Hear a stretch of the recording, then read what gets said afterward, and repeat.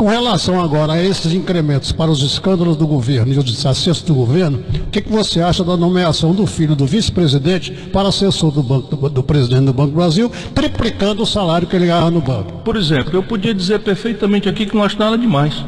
Agora, como é que eu posso dizer isso se o Bolsonaro se elege, né, em cima de uma plataforma de denúncia de privilégio, de corrupção, de apropriação indébita, de malversação do governo pelas forças político-partidárias, em cima das práticas erradas do PT?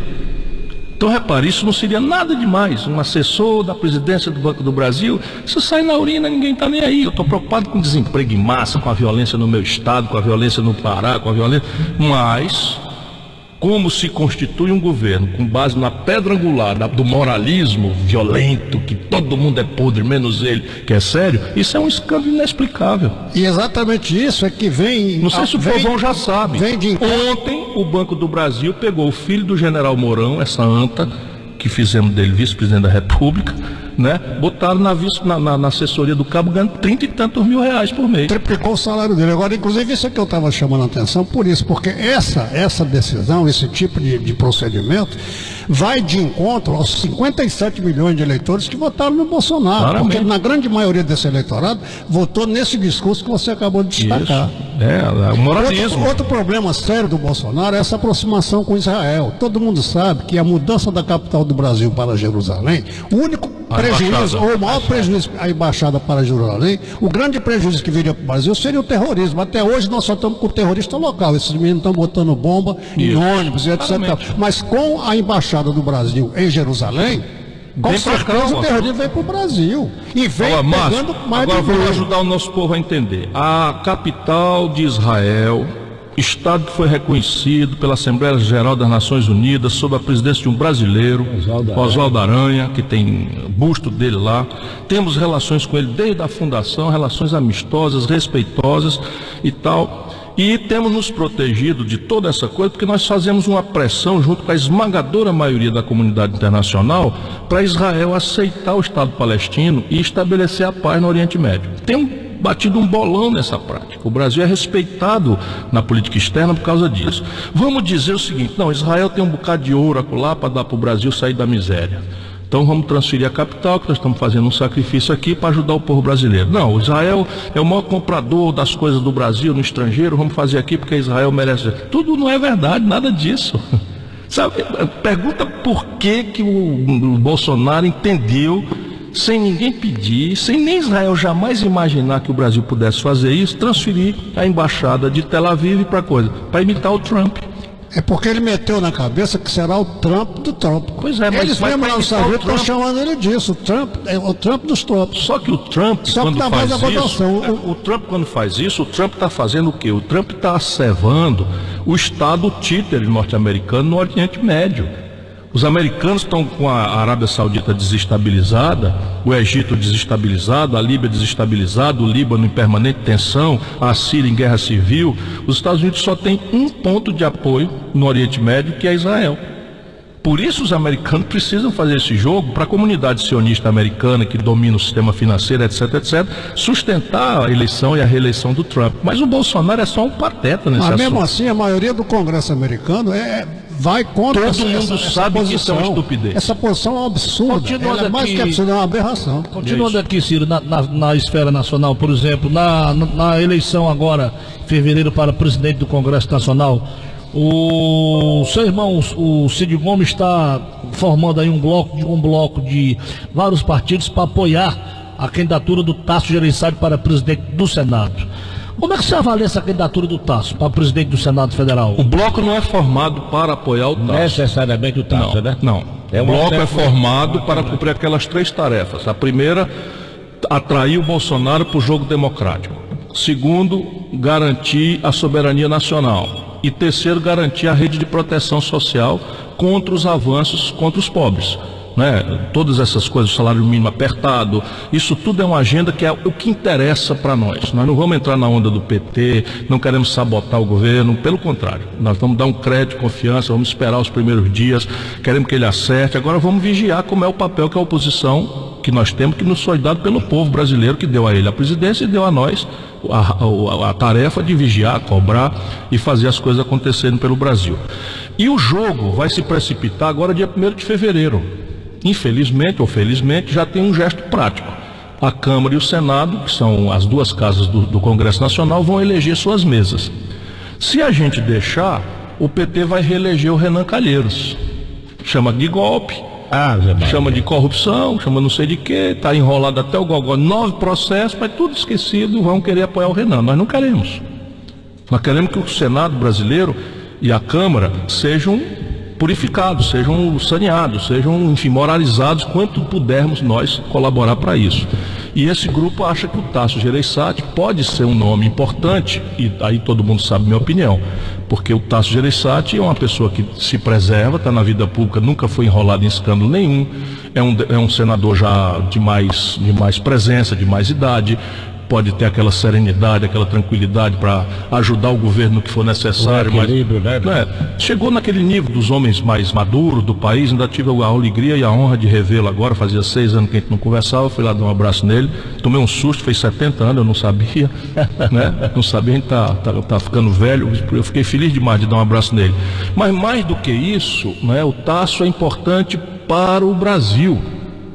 Se não for ele, nós vamos ver outra alternativa. Mas o Tasso parece ser, não é um cara do PT, é um cara equilibrado, não é um cara do Bolsonaro, enfim, um cara que não fica nem tanto mar, nem tanta terra, para a gente achar um ponto de equilíbrio. A derrota do Eunício Oliveira, como é que você avalia? Eu acho que o cearense me deu, a mim, o melhor resultado eleitoral que eu podia sonhar na minha vida. Ganhei as eleições para presidente da República, no primeiro turno aqui. Ganhamos a eleição do Cid com 80% dos votos, senador mais votado do Brasil. Ganhamos as eleições do Camilo, governador mais bem votado do Brasil. Fizemos 34 companheiros e companheiras deputados estaduais, fizemos 16 deputados federais. E o Ceará deu um gesto importante, né, de cobrar do Eunício as contradições terríveis dele. Isso não quer dizer que ele não tenha sido útil, né? E foi útil. O Camilo, por exemplo, não o apoiou por nenhum tipo de leviandade. Ele, como presidente do Senado, primeiro bloqueou todas as verbas para o Ceará. Botou o dedo em cima, no suspiro, não saiu um centavo. E aí o Roberto Cláudio e o Camilo procuraram-no e ele cedeu e passou então a ajudar a liberar os recursos que são importantes. Isso a gente sempre vai reconhecer, mas na política ele errou do primeiro ao Z e, portanto, mereceu perder a eleição. Bom, Tina Holanda, você já deu sua boa tarde aí? Ainda não, né? Mas vamos lá. Olha, Rádio Assunção, programa do Fernando Maia, convidado especial do programa de hoje, o candidato à presidência da República, Ciro Gomes. O ouvinte vai poder participar sim, mas através do telefone 3023-8449 ou 3244-9449. Para a gente ganhar tempo, para ter mais participações, você vai passar a pergunta para mim e eu vou passar para o Fernando Maia fazer ao entrevistado. Bom, 13h32. Doutor Ciro Gomes, o Ceará de repente ficou sem um interlocutor no Planalto. Você está liderando uma frente de oposição, o Cid também está integrado nesse mesmo bloco. O governador do Ceará deu 70% dos votos ao Haddad. Então nós ficamos, como se diz, cabrito desmamado, sem dialogar com o Palácio do Planalto, sem diálogo. Essa sua posição de liderar, e a do senador Cid também, de liderar uma frente contraditória ao governo Bolsonaro, não é prejudicial à gestão do Camilo? Eu já vivi essa situação quando eleito governador do Ceará, muito jovem, tinha 32 anos de idade, e se elegeu, era presidente da República, o Collor. E nós do Ceará fomos pesadamente contra o Collor. Esse Ceará é um estado abençoado de uma gente maravilhosa. Nós acertamos de novo naquela data, o povo cearense deu uma esmagadora maioria contra o Collor. E, assim, se bem que até ganhou aqui em Fortaleza por um pouquinho e tal, porque o Collor era um pouco diferente. Tinha sido governador, tinha um pouco mais de vivência do que o Bolsonaro.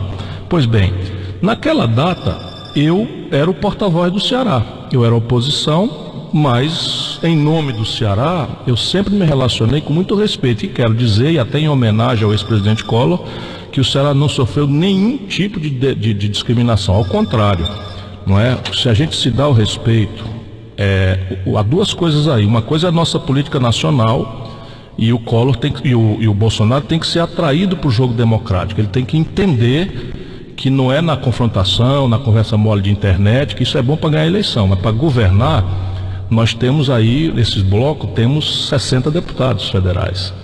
Esse bloco tem mais de 1/3 do Senado. Nós temos a capacidade, sozinhos, de vetar qualquer iniciativa constitucional dele. E não queremos fazê-lo só porque não gostamos dele, percebe? Então nós estamos capazes, quando eu digo aqui nós vamos abrir um crédito, é que se ele nos chamar para discutir os assuntos sérios do Brasil, nós vamos sentar e vamos discutir os assuntos sérios do Brasil. Nós não vamos sair, não vamos fazer birrinha, não vamos negar a legitimidade do mandato dele, e se ele entender que isso é diferente da birrinha sectária do PT, ele vai talvez passar um pouco melhor. Senão nós vamos ensinar ele o caminho da democracia na marra, porque desrespeitar o Ceará, nem ele, nem FDP, nenhum vai fazer. Bom, 13h34, a pauta agora é terrorismo. Doutor Máximo, o senhor pode encaminhar a primeira pergunta aí para o Ciro, dentro desse tema terrorismo. Antes do doutor Máximo entrar, eu queria dizer ao Ciro que eu concordo com você. Aqueles deputados paulistas são os canalhas mesmo. E ele vai explicar por quê. Já voltaram atrás hoje. Fernando Maia, o problema da lei do terrorismo que foi aprovada aqui no Brasil em 2016, ela foi aprovada às pressas em função das Olimpíadas que seriam realizadas no Brasil. No mesmo ano de 2016, quando foi aprovada essa legislação nossa sobre o terrorismo, foram encaminhados ao Congresso, ao Senado e à Câmara Federal, 2 projetos exatamente para fazer as modificações que seriam necessárias, as alterações necessárias, para que a lei do terrorismo pudesse ser aplicada aos chefes de facções, aos criminosos que utilizariam meios terroristas para obter os seus intentos, independentemente do viés ideológico de pertencer a partido, isso ou aquilo. E esses projetos até hoje se encontram parados, um no Senado e outro na Câmara Federal.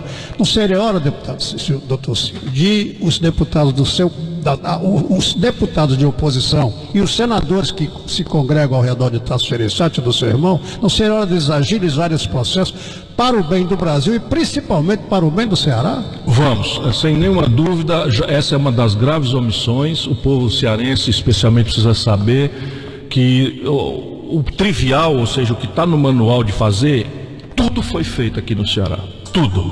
Ou seja, você tem os bandidos presos, o Ministério Público ou seja, a polícia já funcionou. Deixa eu só desligar isso aqui que está uma peste.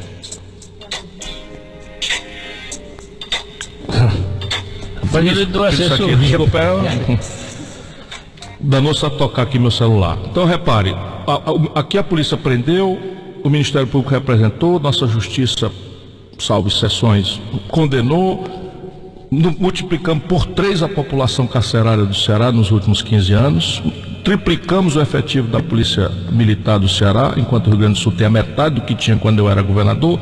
Aqui nós temos 3 vezes mais.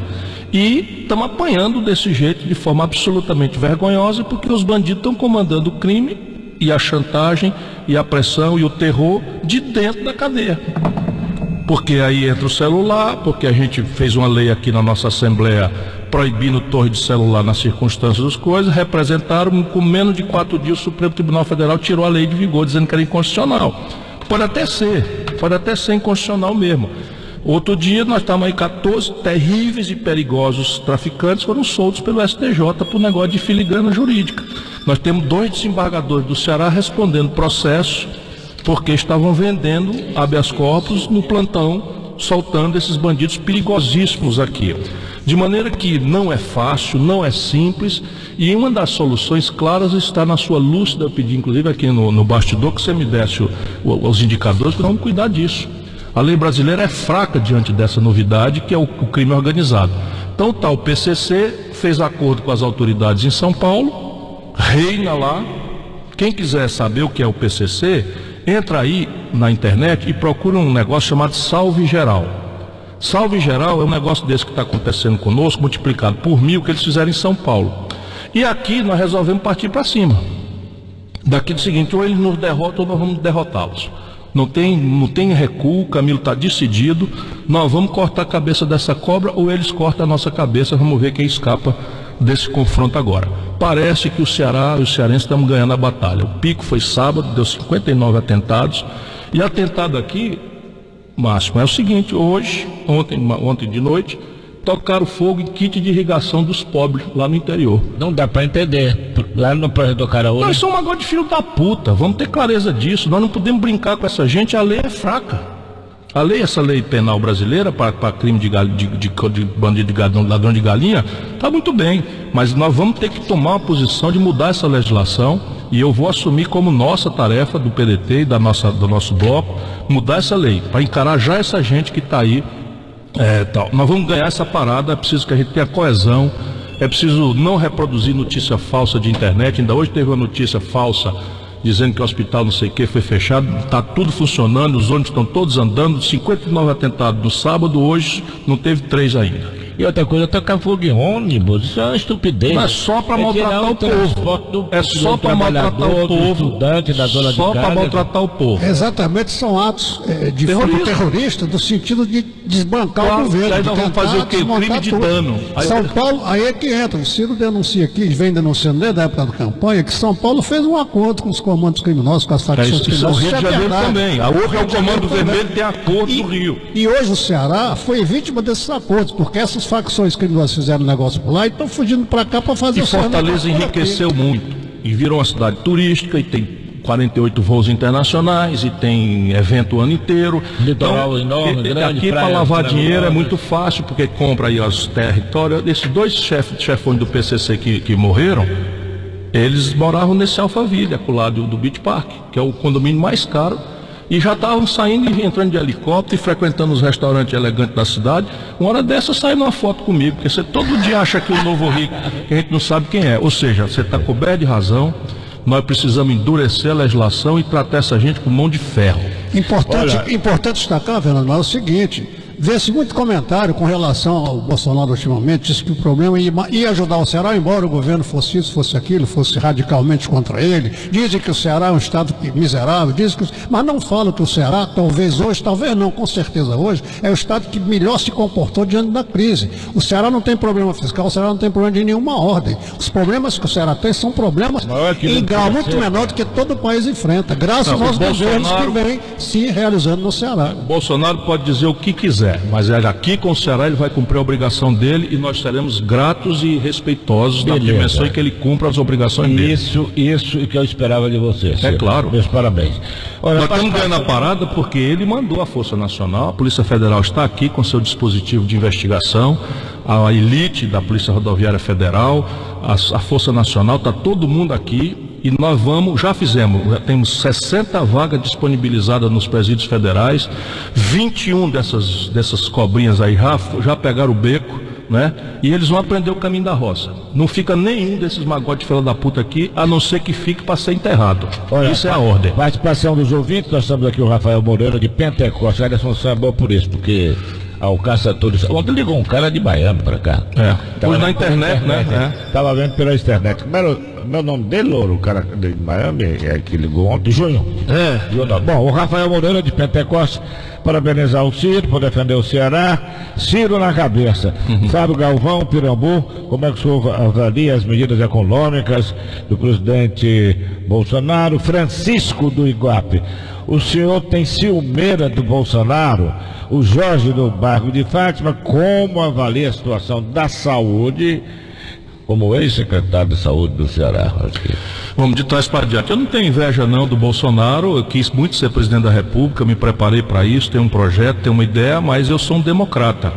Na medida em que, eu já disse isso, vou repetir, na medida em que a maioria do povo a quem eu pedi o voto para ser presidente elegeu o Bolsonaro, a mim me toca respeitar isso. Agora, isso não quer dizer que eu vá deixar o Bolsonaro fazer a merda que quiser fazer, muito menos contra o Ceará e contra os cearenses, porque a minha tarefa não é botar o pijama, a minha tarefa é fiscalizar, cobrar, porque é a tarefa da oposição da democracia. Agora, é melhor vocês saírem da internet e começar a explicar o filho do Mourão, o filho do Bolsonaro, porque do jeito que vai o Queiroz, o motorista, porque do jeito que vai o Bolsonaro, o capital político dele não dura 6 meses. Então, agora a saúde brasileira vai mal. Aqui no Ceará nós temos conseguido ampliar leitos, é a maior rede de UPA por habitante do Brasil, estamos a fortalecer a rede de policlínicas, só tem aqui no Ceará, não tem mais nenhum lugar, mas essa pancada, por exemplo, dos médicos cubanos irem embora, nós estamos resolvendo em Fortaleza, mas agora muitos municípios do interior ficaram sem nenhum médico, e de novo, só por conversa fiada, por mesquinharia ideológica.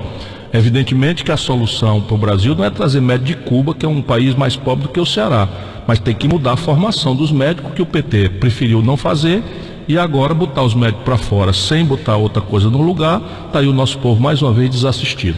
A Carla Ribeiro, do Rio de Janeiro, está assistindo pela internet, já ligou para a Tina aí, pergunta o que o senhor espera que seja feito pela juventude no governo Bolsonaro. Veja, a juventude brasileira precisa de uma escola emancipadora e de um emprego decentemente remunerado. Para além da agenda de cultura, de esporte, que são coisas necessárias, porque o jovem hoje está completamente descrente de tudo que é comunitário, se refugia na internet, que é o universo da fake news, da mistificação, das simplificações grosseiras, alimenta a ilusão pela massa de propaganda de que ser feliz é acessar um padrão de consumo que ele não tem renda para isso, e começa aí a grande angústia. Portanto, só vai quebrar esse ciclo se o país realmente olhar para o seu jovem, primeiro, com um projeto onde ele se sinta pertencente, onde ele saiba que um papel dele é relevante para construir esse futuro, tirar a ideia de que o consumismo que está matando o planeta Terra é lugar de buscar felicidade, e procurar realmente uma escola emancipadora e um emprego decentemente remunerado. Ô Ciro Ribeiro Pacaraçá, parabéns, Ciro, por não receber pensão como ex-governador, como ex-deputado, como ex-prefeito. Bolsonaro, por exemplo, recebe como capitão R$5.000 de pensão, agora recebe o salário de prefeito e agora recebe de presidente, e também requereu a aposentadoria de deputado. Está ganhando 63 mil molinho. E ele só recebe a pensão de deputado, de militar, de capitão, porque só ficou no exército 17 anos. Bom, Ciro, vou fazer uma pergunta aqui agora, puxando aqui para Fortaleza. Daqui a 2 anos nós temos eleição para prefeito de Fortaleza. O Roberto Cláudio não pode mais ser candidato a prefeito porque já foi reeleito. Quem é que o PDT do Ceará vai lançar daqui a 2 anos para ser o candidato a prefeito de Fortaleza? Há rumores de que seu irmão Ciro Gomes pode ser o candidato. Quem é o nome de vocês, da preferência de vocês, para daqui a 2 anos disputar a prefeitura de Fortaleza, já que o Roberto Cláudio não vai mais poder disputar? Honestamente, Louro, eu diria a você, não sei. Você está podendo, o que o ouvinte não pode é olhar no meu olho. Nós não sabemos ainda. O Roberto tem feito um trabalho muito importante. É claro que quando a pessoa está no governo, ele é julgado pelo que falta fazer. Claro, quando a pessoa está no governo, ele é reclamado pelo que falta fazer.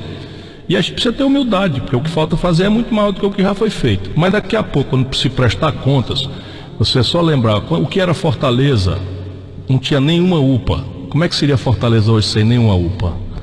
O IJF2, quando você olhar a atenção básica de saúde, que o povo for lembrado que para fazer uma consulta tinha que ir para a porta de um vereador de madrugada pegar uma ficha.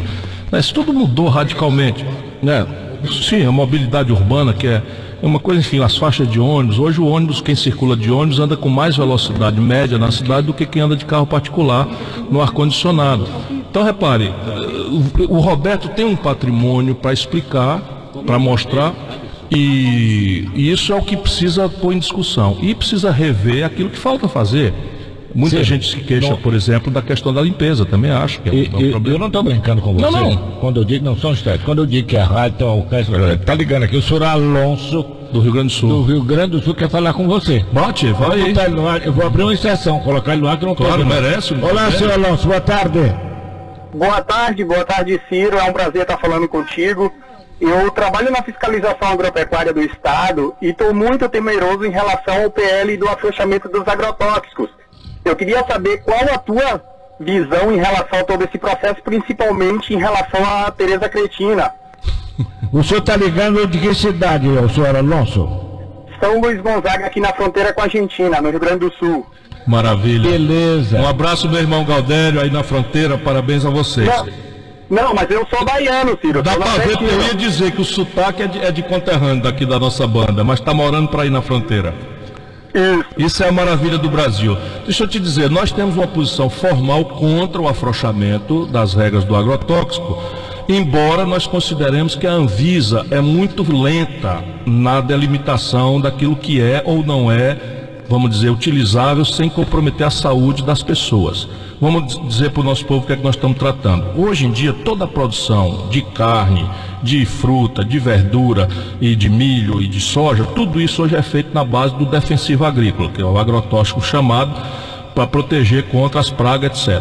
Parte desses agrotóxicos é testado internacionalmente e são seguros. Você faz mal para o inseto, mas não faz mal para o ser humano.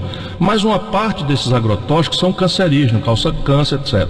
É papel das agências nacionais de vigilância sanitária, de cuidar da saúde, como é o caso do nosso conterrâneo aí que está lá no Rio Grande do Sul, vigiar isso. E hoje tem um projeto, já desde o governo Temer, para afrouxar esse negócio e tirar a fiscalização da Anvisa, que é muito lenta, volto a dizer, para dentro do Ministério da Agricultura, onde está lá uma raposa tomando conta do galinheiro.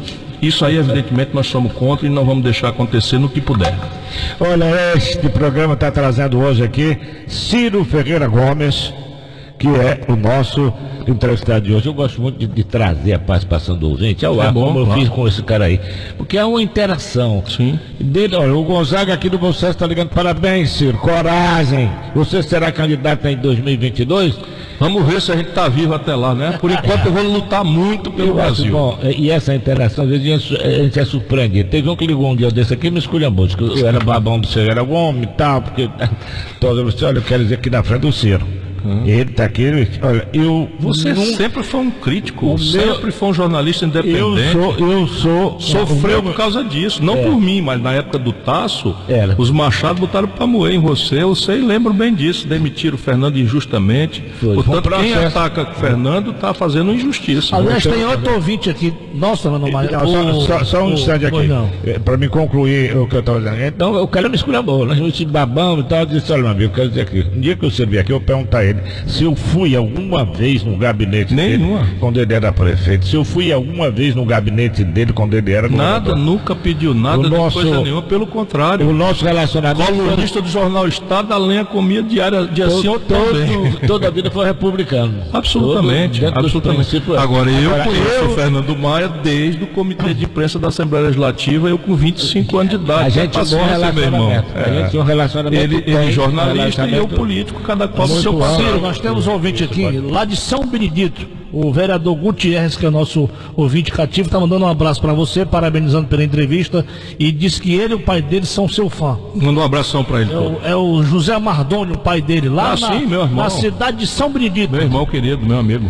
Ciro Gomes, eu queria saber o seguinte: primeiro, quem são os deputados que você classifica de canalhas e politiqueiros imundos? Eu estava até com vontade de não dizer o nome dessas landras não, mas vou dizer aqui, é um tal de Kim Catacoquinho, não, Kim Kataguiri, não sei o que e tal, e outro é uma bacurinha das coisas que chama Joyce Hasselmann.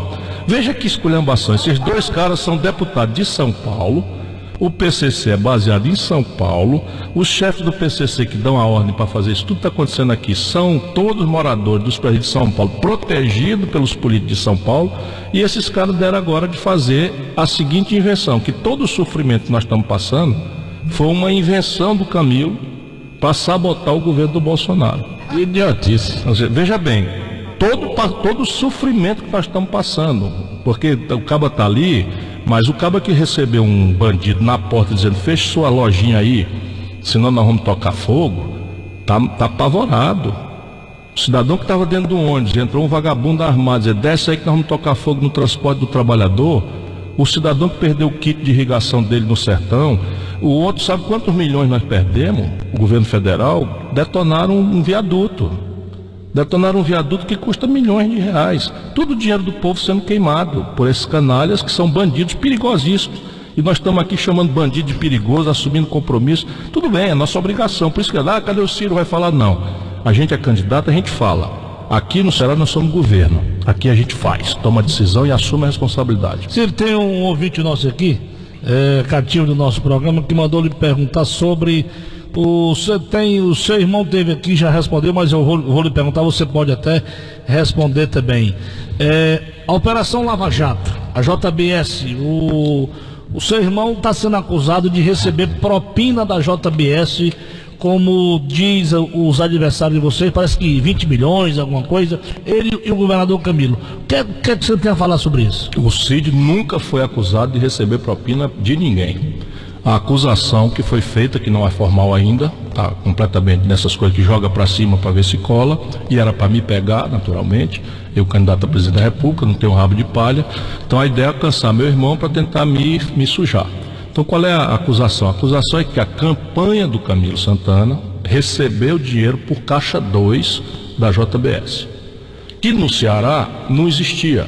Aqui no Ceará tem um curtume aqui em Cascavel, que eu que trouxe para cá, são muitos empregos que tem lá, e esse curtume era do grupo Bertin, e todas as fábricas que vêm para o Ceará têm incentivo fiscal, todas, 100%, sem precisar de favor de ninguém, e esse incentivo fiscal é recebido assim, o camarada paga o imposto, e 75% do imposto que ele pagou, ele pode pegar o recibo do imposto que pagou, ir no Bradesco, que agora é até privado, antes era no BEC, e sacar isso como incentivo para fazer a fábrica aqui, senão não vem. O que é que vem fazer uma fábrica da Grendene sair do Rio Grande do Sul para o Ceará, se aqui não é o lugar da matéria-prima, aqui não é o mercado de vender, eles vêm para cá porque a gente fez incentivo para trazer fábrica para empregar o nosso povo, sem o quê? Não sei como é que o nosso povo ia poder trabalhar. Pois bem, o Grupo Bertin tinha isso, e no passado esse Grupo Bertin, toda a campanha ajuda a gente, quando era permitido legalmente. Ajuda assim, manda para o partido, recebe o recibo, etc, etc. Na sequência, esse Grupo Bertin vendeu essa fábrica para a JBS. E por desgraça, venceu o prazo. Venceu o prazo do incentivo, porque não é para sempre, é 10 anos. Quando venceu o prazo, o Camilo não renovou. Porque estava enrolado no escândalo, o Camilo não renovou o incentivo, aí o camarada, para se vingar, resolve jogar lama no Camilo e de rebarba no Cid. Mas não tem nenhuma acusação de receber propina, nem desviar dinheiro público, não. A questão aqui é caixa 2 de campanha política, que também é mentira. Mas o desculpa era você, principal. Né? Claro, queria me alcançar. Comigo assim, não tem onde pegar. Eu fiz uma opção de vida, não recebo pensão, nunca fui morar em palácio, não andava com segurança oficial, nem coisa nenhuma, então eu fiz essa opção de vida. Aí o cabra olha para um lado, olha para o outro, olha para o outro, olha para o outro, não tem assessor, não tem negócio de Queiroz, não tem motorista, não tem caixa 2, zero. Nunca respondi um inquérito, nem sequer para ser absolvido. E vão deixar o ano passar com o paletó limpinho na campanha? Não deixa. Eleição, por exemplo, da Assembleia Legislativa agora em fevereiro, quem é o candidato da preferência de vocês, do seu e do Cid? Esse é um cargo que os deputados devem escolher, e a interação importante dos deputados é com o governador do estado. Eu, por exemplo, não tenho nenhuma portaria, não me interessa, só quero que a Assembleia do Ceará continue como está, preservada dos escândalos que hoje estão infestando lá na Assembleia do Rio de Janeiro, por exemplo. Está lá um bocado de deputado preso, e aqui nós, felizmente, com todas as dificuldades nossas, não temos um escândalo, não temos nada, temos uma interação com o Poder Judiciário, interação com o Ministério Público, tudo em alto nível, e o governador Camilo tem da Assembleia uma colaboração importante para fazer essas mudanças que o Ceará precisa fazer para ir se adaptando a esses tempos de crise, e a minha ponderação é essa, diálogo, né, entre os deputados. Ali, a ponderação é, vamos respeitar os mais velhos, vou dar umas pistas aqui, vamos respeitar os mais velhos, na medida em que o Zezinho foi promovido, virou secretário das cidades, há outros ali que têm mais estrada, que tem um pouco mais de acatamento dos colegas, é uma tradição do parlamento. Eu ainda venho do tempo do Aquiles Pérez Mota, do Fonseca Coelho, do Nogueira Diógenes, eu aprendi muito a respeitar os mais velhos, do Murilo Aguiar, do Castelo de Castro. Há 3 nomes que se fala muito, um deles é seu primo, o Tim Gomes, o outro é o Zé Sarto, que é muito ligado a vocês, é dos mais velhos, inclusive, está na fila, eu diria eu. Isso. O Sarto, inclusive, o Tim é um cara qualificadíssimo, foi presidente da Câmara de Fortaleza, foi vice-prefeito, mas ainda é mais jovem, pode talvez esperar mais. Não estou dizendo que ele não possa ser, estou só fazendo aqui uma apreciação do critério. E o Sarto é, de fato, hoje, entre os nossos companheiros do PDT, o mais idoso, de mais mandatos. Né? Ciro Gomes, o seu partido, o PDT, sugeriu que, para incrementar a sua candidatura a presidente no próximo pleito, você mudasse o seu domicílio eleitoral para São Paulo. Isso já está decidido? Já foi decidido? Não será decidido? Não, esse erro eu já cometi a pedido do Lula, fui miseravelmente traído, lembro disso. E nunca mais eu sairei daqui, eu vou morrer aqui no Ceará. Você está respondendo também ao Antônio Robervaldo Corcó, que pergunta se o senhor vai embora para São Paulo, vai deixar o país até. Não. Meu projeto é o seguinte, eu estou terminando um livro, da eleição para cá, eu dei uma descansada, engordei pra cacete, porque você não tem sossego, não faz mais exercício, não faz mais ginástica, é só almoça 3 vezes para agradar os amigos, não sei o que e tal, e não tem hora, e bebe, não sei o que, então engordei demais. Mas agora já estou no outro projeto. Eu estou terminando a revisão de um livro, vou lançar esse livro para orientar o debate. Hoje a minha grande tarefa, a que mais me entusiasma, é ajudar os jovens brasileiros a entender o Brasil. Ciro, que diabo é isso? Esse MBL, esse Movimento Brasil Livre. Isso é uma facção criminosa de internet. Eles não matam, não roubam, não fazem coisa, mas o terrorismo que eles fazem de fake news, de mentira, o Facebook oficial internacional tirou 140 páginas deles do ar de tanta mentira, tanta mistificação. E são eles que assumiram essa história de que tudo que está acontecendo nesse problema que nós estamos passando no Ceará foi criação do Camilo para fazer raiva ao Bolsonaro. Veja bem, o cara que está mais exposto, mais arriscado, tem filho indo para a escola com riscos tremendos, a Assembleia Legislativa foi ameaçada porque votou uma lei, esses vagabundos, deputados de São Paulo, inventa que isso tudo, o sofrimento que está nos humilhando, né, e que pode desmoralizar o Camilo e, portanto, a nós todos, é uma iniciativa do Camilo para enfrentar o Bolsonaro. São os vagabundos mesmo. Isso me lembra aquele cabo da senhora que na campanha acusou você de chefiar a Ursal. Eu fui atrás, porque essa internet hoje ajuda a gente a saber tudo. A Ursal é uma brincadeira que uma professora de ciência política de Minas Gerais fez numa crítica notável ao PT. Condenando o PT, porque o PT fez acordo com a Coreia do Norte, fez acordo com a Venezuela, fez acordo com Nicarágua, fez acordo com Cuba. Aí pergunta ao professor, então o que é que vocês estão querendo? É criar a Ursal, parecendo com a velha URSS, né? A União das Repúblicas Socialistas Soviéticas. É a União das Repúblicas Socialistas da América Latina. É uma invenção dela.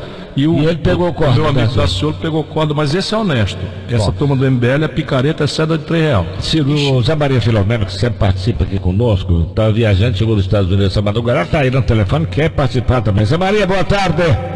Boa tarde, Fernando, boa tarde, Atina, boa tarde, Louro Maia. Satisfação estar de volta ao programa. Sou grande admirador do Ciro Gomes, fui seu eleitor, né, em diversos pleitos. Minha pergunta é bem rápida, objetiva. Até o governo Bolsonaro, através do Paulo Guedes, já declarou que pretende uma reforma da Previdência que faça uma transição para o regime de capitalização, que era a ideia do Ciro Gomes durante a campanha já há algum tempo. O grande problema é como se fazer a transição para a capitalização sem afetar tanto a receita atual da Previdência. Eu sei que ele tinha um projeto muito interessante nesse sentido. Dá para só relembrar a gente? Dá. A ideia nós desenvolvemos com uma equipe de gente muito qualificada, liderada por intelectuais e técnicos cearenses. Na frente o professor Geraldo Ataliba, que é o Flávio Ataliba, Geraldo Ataliba é o Flávio Ataliba, que é um companheiraço, e nós desenvolvemos estudando o assunto. Então, a ideia é que a transição seja feita com 3, a gente chama pilares, né? 3 pilares. É um programa de renda mínima incondicional em que nós pagaríamos um salário mínimo para todo brasileiro que atingisse a idade mínima que nós pactuássemos.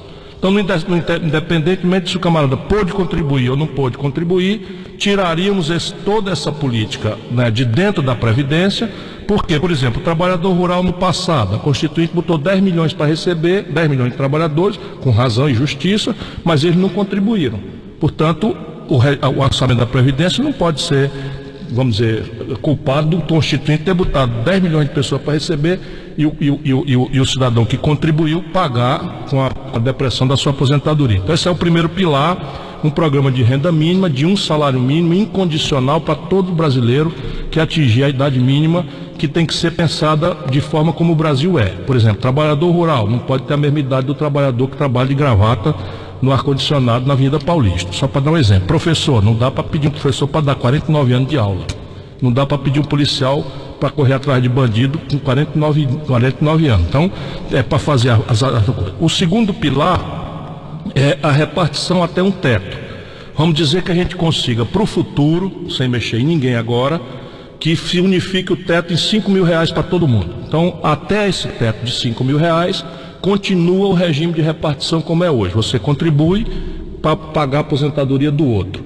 E o terceiro pilar, que é a novidade, você cria o regime de capitalização, que seria para todo mundo no futuro, mas começa só com aquele a mais que alguém quiser receber acima do teto de R$5.000. Nós fizemos as contas todas, os custos disso são completamente praticáveis e nós temos inclusive os formatos, e essa ideia nós estamos à disposição para ajudar o presidente ou qualquer governo que queira, porque esse é um problema do Brasil. E aqui é um exemplo prático. Ao invés da gente ficar só budejando, fazendo demagogia e dizendo te vira aí que o filho é teu, a nossa diferença para o petismo zangado é que nós estamos dispostos a dialogar para resolver os problemas. Ciro Ferreira Gomes, obrigado a você. Ótimo estar com você. Lamento eu não poder fazer essas entrevistas pelo menos uma vez por mês. A gente volta aí. Vamos ter oportunidade, se Deus quiser, de conversar com vocês. Nós agradecemos a presença do ex-prefeito de Fortaleza, ex-governador do Ceará, Ciro Ferreira Gomes. Um abraço, muito obrigado, Ciro. A sócio de terminar, o vereador Iníquio Júnior está mandando um abraço para você. Seu fã está lhe esperando lá no Vila União para você tomar um copo de cerveja com ele e bater papo. Muito obrigado a todos. Força Fortaleza, força Ceará, nós vamos sair dessa, todos juntos. Obrigado aos nossos ouvintes que participaram também desse debate. Um abraço, obrigado a todos. Vem aí, Forrozão da Assunção com